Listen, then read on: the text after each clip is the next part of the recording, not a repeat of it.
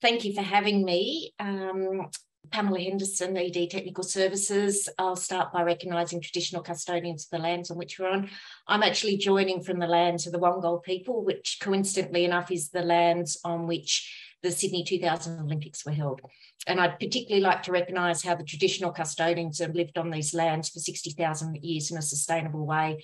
And I think as we go on this collective journey across what is the states now, we can learn so much from our Indigenous people across Australia.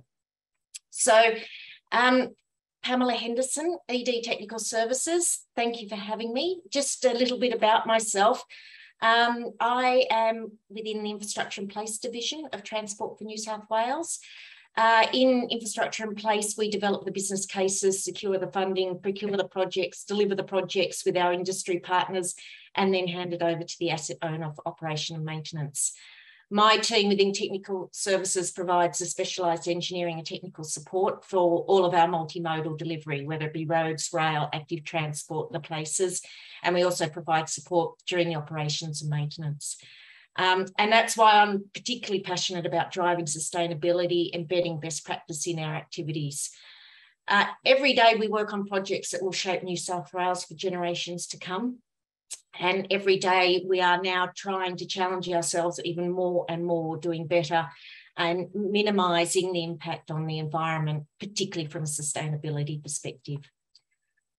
I will start by, or before I deep dive, I'll reflect upon the huge task within New South Wales at the moment.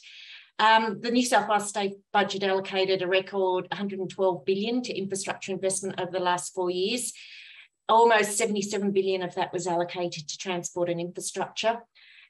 The level of investment is unprecedented, but it's also a huge opportunity for us here in New South Wales so that we can work together to achieve sustainable outcomes in a different way. At Transport, our vision is to make every journey people and planet positive as we move towards net zero 2050. We'll achieve this by procuring 100% renewable energy for all electricity and implementing innovations that will really improve energy efficiency. But we also have a lot to be proud of what we've currently achieved. Sydney Trains Network became the first in Australia to transition to net zero. It's powered entirely by renewable energy. And we're also currently in the space of transitioning the state's bus fleet of more than 8,000 diesel and gas buses to zero emission technology. To meet our goals to delivering infrastructure in place in a sustainable way, we are, sorry, did you hear something? Sorry, I'm getting a little bit of it. To meet our goals to deliver infrastructure that contributes to economic prosperity and also social inclusion, we are targeting an environmental responsible way, as I said before. And the initiative that was stood up is an initiative called Sustainable Procurement in Infrastructure. So this initiative is about providing a framework for implementing a circular economy and working to align our portfolio to meet the decarbonisation commitments of what is stated within our Transport Sustainability Plan 21. It aims to embed processes and requirements for recycled or waste content and also low carbon material into all of our transport projects. So that's across all of our $77 billion worth of projects. It builds on the sustainability best practice from previous projects, and it also obviously supports our future transport strategy. We recognise, and following the theme that Kimberly was highlighting, that we can't do this in isolation. We've got to do it in collaboration with industry. And we really have engaged on a process that is truly collaborative.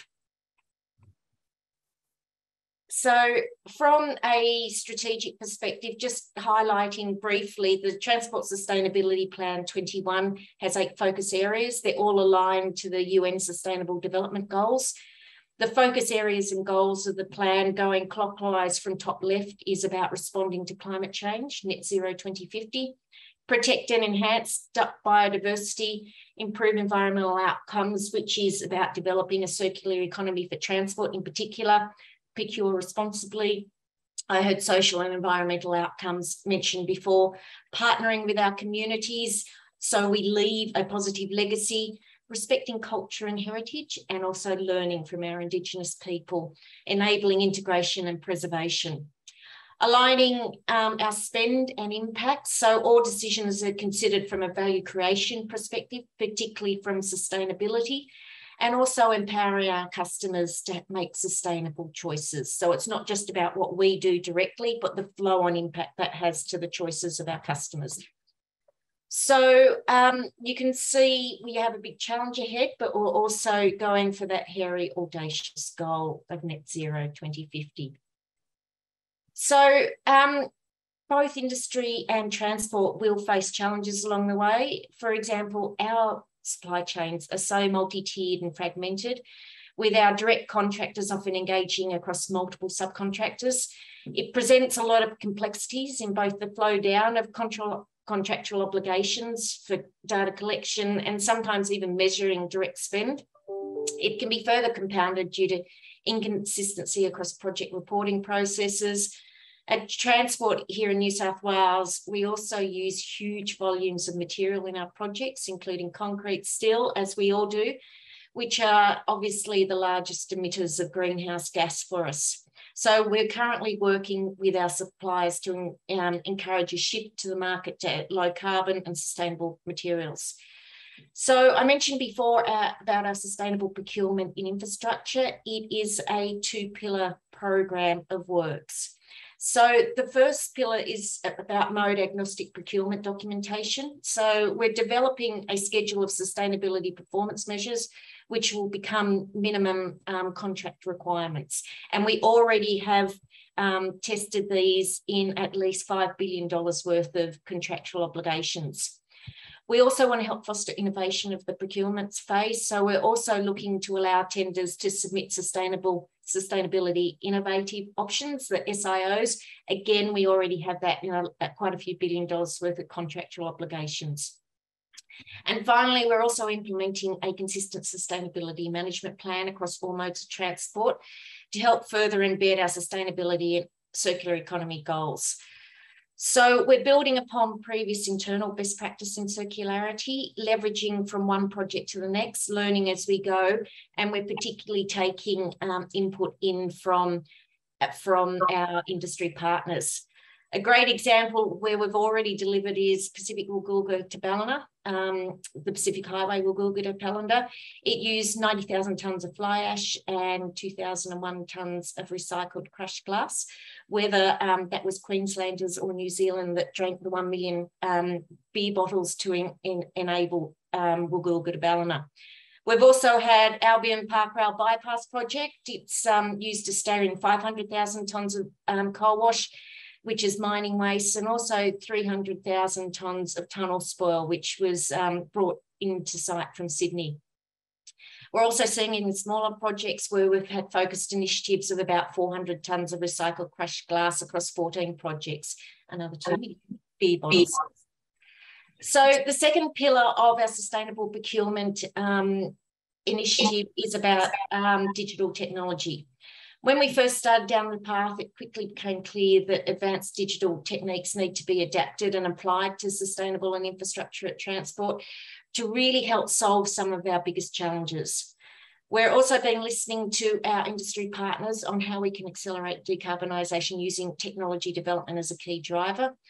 So many of our industry partners realise the immense efficiency of using BIM, Integrated Life Cycle Assessment, or LCA, compared to the traditional approach of extracting bill of quantities, manually entering this data into an Excel-based tool and leveraging that. But this is where an understanding of capability is important. So we need to take everyone on the journey, which is why we're taking a staged approach to move from traditional based Excel tools to BIM integrated programs. It also ties in with another exciting project we have at Transport, and that is linking cost estimation and carbon estimation across our portfolio. So the digital uplift by linking costs and carbon will provide our organisation with efficiency. It will also use the limited resources we do have to mitigate carbon hotspots throughout the project life cycle. So while we've had some great examples, which is crucial in driving real change, we also now have an overarching approach. What we're doing through our Sustainable Procurement in Infrastructure initiative, which was launched in February this year with an extensive industry engagement process, it had the aim of co-creating effective solutions for sustainable procurement. Began with a discussion paper that sought industry feedback on the framework, and that was for the framework for developing a circular economy and decarbonisation commitment that aligned to our Transport Sustainability Plan 21. So we've decided to take 12 months and engage deeply with industry partners and the deep supply chain to help develop the plan so that it's practical, so it's achievable, and so that it can be enabled across industry and transport. There is links available on the Transport Infrastructure Industry portal if you'd like to take a look at it. The feedback we received from industry was totally extraordinary, and it represents how industry is so engaged in the sustainability challenge and ready to go on it, although ready at different levels. We did have a high-level summary of the feedback received. There was overwhelming support for baseline sustainability requirements, with 60% of respondents agreeing outright and 29% supported it, depending upon a further refinement. So the proposed categories for the baseline sustainability requirements cover everything from climate resilience, energy and carbon, biodiversity, pollution control, water cycle management, circular economy again, community benefits, sustainable leadership, and also livable places. Overall, industry perceived our proposed changes to be effective, although dependent on the implementation process. So we're continuing to work with industry on the plan, and we will recognise that it will be a continually evolving process. We're currently running a series of targeted workshops with a range of industry partners and suppliers. We've had up to 150 people online, attendees online to these workshops, and it is enabling us to drill down into detail and into a number of the initiatives. I said one workshop had about 150 industry workshops, but across the 4 we've already held, we've had at least 300 attendees. So we've already held workshops on baseline sustainability requirements, our roadmap to net zero infrastructure, design for decarbonisation and circularity, and also environmental sustainability standards and specifications. We owe a big thank you to industry because they've really engaged, they're registering their interest, they're participating, and they're bringing their honest voice to the challenge and opportunity that we have. We still have one other workshop to have before Christmas, which is education capability building and sustainability. And we're also progressively rolling out our program of engagement regarding social procurement. We hope to have the summary report in early December, and then from that December report and also in the new year, we will also be implementing the implementation report. So what does it mean for other infrastructure agencies? At a high level, our approach to sustainable procurement will be scalable across all procurement methods, across all project sizes, from a level crossing upgrade to a complex underground tunnel. To help this, we're focusing on a framework around 9 key areas that will guide us and provide scope for the initiative to be applied across all projects of types and sizes. Appreciate that the initiative like this can sound big in theory, but we're actually already hitting some strides. As I mentioned before, we've got over $5 billion worth of projects, and that's everything from mega projects to small projects. Last but not least, Transport's taken an active role to assist in developing decarbonisation infrastructure delivery with Infrastructure New South Wales, or what is called TfNSW. The document provides guiding principles to decarbonising the delivery of public infrastructure across planning, design and construction phases. Transport and our industry partners want a consistent New South Wales government approach. We're hearing that consistently across all of our engagement with our partners. And also, where possible, a consistent approach across Australia. Hence, we've been working closely with TfNSW, and we're delighted to be working across the states as well. So the first action is adopt a whole of New South Wales government approach to measuring and managing infrastructure emissions. So I hope that sheds a bit of light on our infrastructure and place sustainable procurement in infrastructure initiative.